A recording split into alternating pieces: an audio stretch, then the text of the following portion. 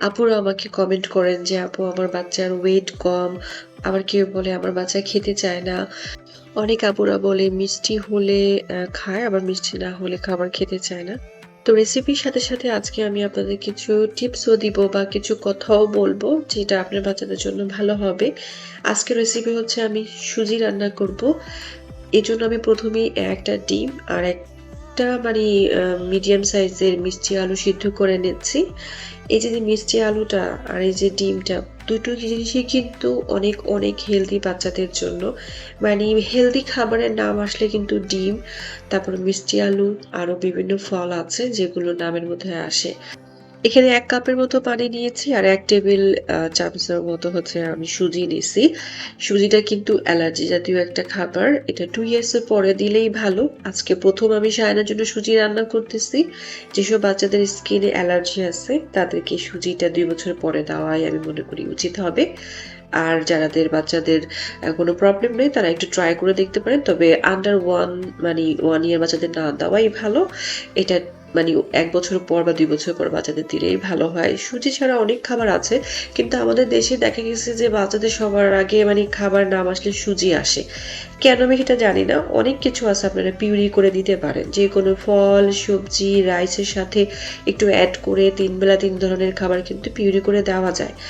মানুষ বলে আমার বাচ্চা খাবার খায় না। আসলে এটা আপনার উপর ডিপেন্ড করে আপনি ওকে হ্যাবিটটা করান নাই। একটু, একটু করে হ্যাবিট করান। ডিফারেন্ট, ডিফারেন্ট খাবার দেন। একটু তৈরি করেন। দেখবেন বাচ্চা খাবে। খাবে না কেন? ওর সামনে দেন, কালারফুল একটা প্লেটে দেন। দেখবেন যে ও আপনি ওকে দেখান। সবচেয়ে বড় কথা হচ্ছে বাচ্চাদের সামনে খাবারটা খেয়ে আপনাকে দেখাতে হবে। আমরা যখন টেবিলে খেতে বসি শায়ান আমাদের সামনে এসে আমরা যা খাই ওইটাই খায়। ওকে আলাদা করে দিলে ও তেমন একটা খায় না যতটা আমাদের সাথে বসে খায়। ওর ভাইয়াকে দেখে ও কলা ধরা শিখেছে। কারণ ওর ভাইয়াকে দিলে ওকে দিতে হবে এমন একটা। তো দেখে দেখে কিন্তু খাবার শিখে বাচ্চাদের। আর ওদের দেখাইতে হবে, ওদের শেখাইতে হবে। শায়নের একটা ভালো লক্ষণ হচ্ছে ও আমাদের দেখে শিখে। আমরা যেটা খাই, যেভাবে খাই ও সেভাবেই খেতে চায়। মিষ্টি আলু আর ডিমের কুসুমটা আমি ম্যাশ করে নিয়েছি। আর সাদা অংশটা আমি শায়ানের হাতে দিয়েছি। ও খেয়ে ফেলছে। ওর আবার ওইটা খুব পছন্দ, সিদ্ধ ডিম। আর আমি বাকিটা এখানে ম্যাশ করে যখন সুজিটা বলক এসেছে, সুজির সাথে এড করে দিয়েছি। আপনারা চাইলেই এই আমি পানি দিয়েছি সুজিতে, আপনারা দুধটা দিতে পারেন। আমি দুধটা পরে এড করব। কারণ আমার কাছে এভাবে আরো বেশি ইজি মনে হয় পানির সাথে যখন সুজি, ডিম আর আলুটা মানে মিক্স করতে। এই সবগুলো যখন ভালো করে একদম মিক্স হয়ে যায় তারপর আমি এখানে বাটার দিয়ে দিচ্ছি। আমার প্রত্যেকটা খাবারে দেখবেন যে বাটার, চিজ, তারপর হচ্ছে এখন আমি দিব হচ্ছে বাদামের পাউডার। আমি মিক্স একটা বাদামের পাউডার করেছি। আপনারা অনেকেই সেটা আমার পেজে দেখেছেন ভিডিওটি। তো এই সবগুলো জিনিসই কিন্তু বাচ্চার জন্য হেলদি। এখানে বাটার আছে, এখানে বাদামের পাউডার, মিষ্টি আলু, ডিম সবগুলো জিনিসই কিন্তু বাচ্চার জন্য ভালো। তো আমরা সুজির সাথে এটা এড করেছি। এখানে আপনি অন্য কিছুর সাথেও মিষ্টি আলু, ডিম, বাটার এগুলো সব জিনিসগুলো এড করতে পারেন। আমরা জাস্ট বিভিন্ন আইটেম তৈরি করে বাচ্চাকে একটু বিভিন্ন স্বাদ দেই। তো এই যে ভালো জিনিসগুলো যখন বাচ্চাকে রেডি করে খাওয়াই তো বাচ্চার ডেফিনেটলি হেলথ ভালো হবে। ডেফিনেটলি সেই বাচ্চার ব্রেন ভালো হবে। চোখ, বাচ্চার মানে হাড় সবকিছু ভালো হবে যদি আপনি বাচ্চাকে ছোটবেলা থেকে হেলদি খাবার খাওয়ান। তো সব ভালো জিনিসগুলো এখানে কিন্তু আছে।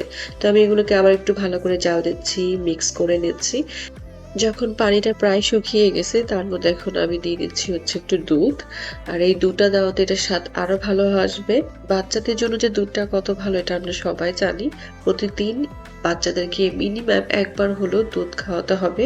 কোনোভাবে যাতে কোনো বাচ্চার দুধ খাওয়া বন্ধ না হয়। মানে যত বছর পর্যন্ত বাচ্চাদেরকে দুধ দেওয়া যায়।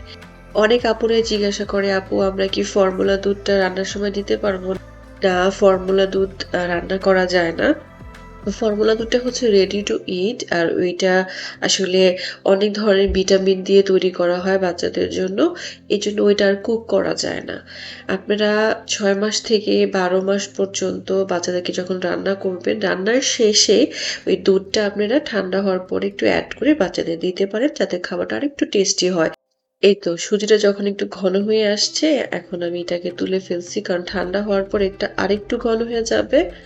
এই অবস্থায় চাইলে আপনারা ফর্মুলা মিল্ক এড করতে পারেন বা নরমাল মিল্ক আরো এড করতে পারেন। চাইলে আবার বাটারও এড করতে পারেন।